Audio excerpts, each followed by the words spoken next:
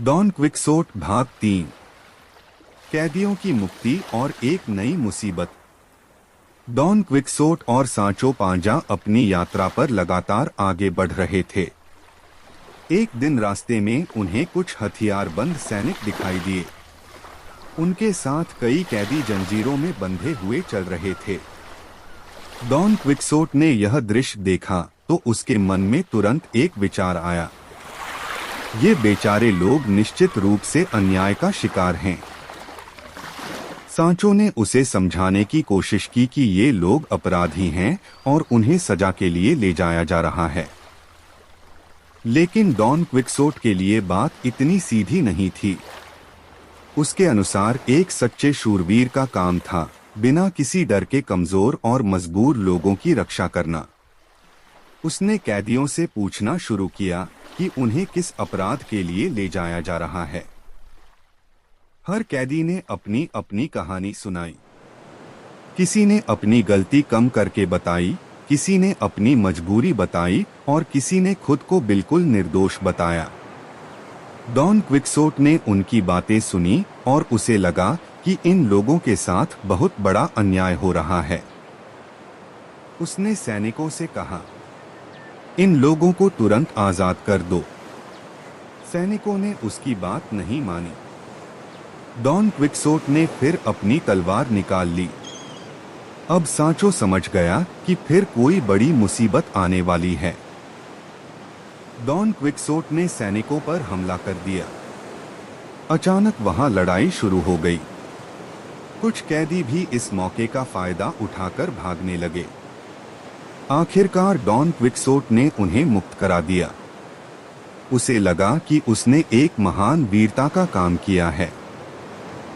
वह उन कैदियों से बोला, अब तुम सब मेरी एक बात मानो। मेरी प्रिय महिला दुल्सिनिया डेल टोबोसो के पास जाओ और उसे बताओ कि डॉन क्विक्सोट ने तुम्हें आजाद कराया है। कैदियों ने उसकी बात सुनी, लेकिन उनके मन में डॉन क्विक्सोट के लिए वैसी श्रद्धा नहीं थी जैसी वह उम्मीद कर रहा था। वे आजाद हो चुके थे। अब उन्हें किसी की आज्ञा मानने की जरूरत नहीं थी। कुछ ही देर में उन्होंने डॉन क्विक्सोट के साथ धोखा किया और उस पर पत्थर फेंकने लगे। सांचो ने दूर से यह सब देखा और सोचने लगा। डॉन क्विक्सोट को बहुत दुख हुआ, लेकिन उसने फिर भी अपनी हार का कारण वास्तविकता में नहीं खोजा।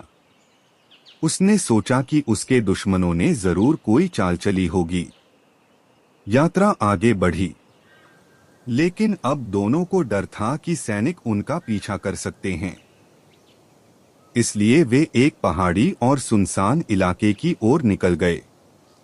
रास्ते में डॉन क्विक्सोट ने अपने मन में एक और महान विचार बनाया। उसने सोचा कि अगर कोई महान शूरवीर होता है तो उसे कभी कभी दुनिया से दूर जाकर तपस्या भी करनी चाहिए। वह अपनी प्रिय दुल्सिनिया के प्रेम में पागल होने का नाटक करेगा ताकि उसकी वीरता और प्रेम की कहानी और भी महान बन सके। सांचो यह सुनकर परेशान हो गया। वह सोच रहा था, हम यहाँ पहले से ही मुसीबत में हैं और मालिक अब नई मुसीबत पैदा करने की तैयारी कर रहे हैं। लेकिन डॉन क्विक्सोट अपनी ही दुनिया में खोया हुआ था। वह दुल्सिनिया के बारे में बातें करता रहा। सांचो ने कभी दुल्सिनिया को देखा तक नहीं था।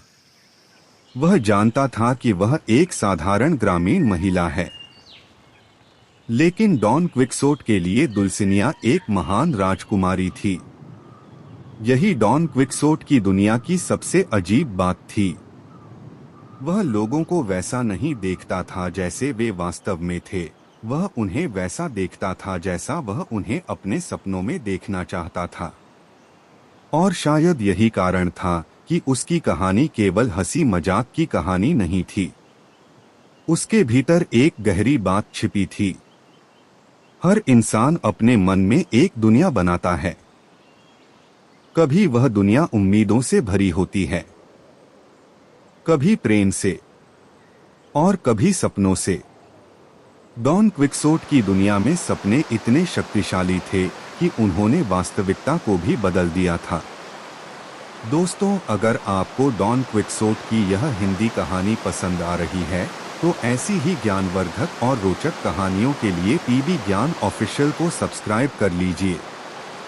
अब चलिए वापस कहानी की ओर चलते हैं। डॉन क्विक्सोट और सांचो आगे बढ़ते रहे। उनकी यात्रा में अब एक और महत्वपूर्ण मोड़ आने वाला था। कुछ लोगों को डॉन क्विक्सोट की अजीब हरकतों के बारे में पता चल चुका था। उसके गांव के कुछ परिचित लोग उसे वापस घर लाना चाहते थे, लेकिन डॉन क्विक्सोट को वापस लाना आसान नहीं था, क्योंकि अब वह खुद को सिर्फ एक साधारण आदमी नहीं मानता था। वह खुद को दुनिया का महान योद्धा समझता था। और सांचो अभी भी उसके साथ था, कभी लालच में, कभी मजबूरी में, कभी परेशानी में, लेकिन धीरे धीरे एक सच्ची दोस्ती भी उनके बीच जन्म ले रही थी। डॉन क्विक्सोट सांचो को एक गरीब किसान की तरह नहीं, बल्कि अपने विश्वासपात्र साथी की तरह देखने लगा। और सांचो भी अपने मालिक को केवल पागल आदमी नहीं समझता था। उसे पता था कि डॉन क्विक्सोट भले ही भ्रम में जीता हो, लेकिन उसके दिल में बुराई नहीं थी। वह सचमुच दुनिया को बेहतर बनाना चाहता था। यही बात सांचो को उसके साथ जोड़े रखती थी। लेकिन उनकी कहानी में अभी बहुत कुछ बाकी था। आगे डॉन क्विक्सोट ऐसे लोगों से मिलने वाला था जो उसकी कल्पनाओं को समझने के बजाय उनका फायदा उठाएंगे। कुछ लोग उसे जानबूझकर दैत्य और राजकुमारियों की कहानियां सुनाएंगे। कुछ लोग उसके साथ मजाक करेंगे। और सांचो पांजा धीरे धीरे खुद भी उन कल्पनाओं के जाल में फंसता चला जाएगा। कहानी जारी रहेगी।